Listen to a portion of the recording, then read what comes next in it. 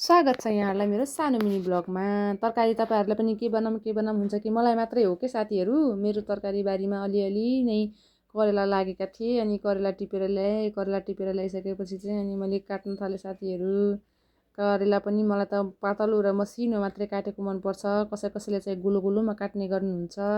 मलाई चाहिँ यसरी काटेको मनपर्छ। तपाईँहरूलाई चाहिँ कसरी मनपर्छ साथीहरू। अनि करेलामा किरा लाग्छन् कि एकदमै, अनि किरा लाग्ने हुँदा अनि चक्कुले काट्यो भने किराहरू पनि काटिने हुँदा अनि मलाई चक्कुले काटेको मन पर्दैन कि। अनि म त्यसरी चाहिँ फुटाएर छानिरहेको थिएँ। फुटाएर छान्दा छान्दै बाबु आयो। बाबुले साइकल चलाएर हेर्नु न थाकेर कस्तो भएको छ, पुरै पसिनै पसिना भएको कि। अनि मैले यता करेला चाहिँ किरा लागेको छानिसकेको थिएँ र राम्रो चाहिँ काटेर राखिसकेँ यता।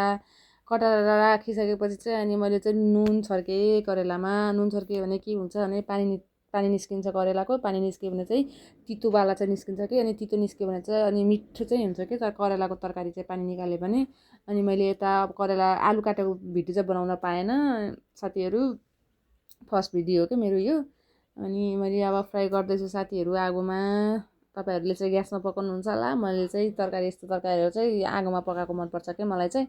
अनि मेरो चाहिँ तरकारी रेडी भइसकेको छ। कसलाई मनपर्छ करेलाको तरकारी कमेन्टमा भन्नुहोला। मन नपर्ने पनि साथीहरू हुनुहुन्छ होला, तर मनपर्ने साथीहरूले चाहिँ कमेन्ट गरिदिनु होला।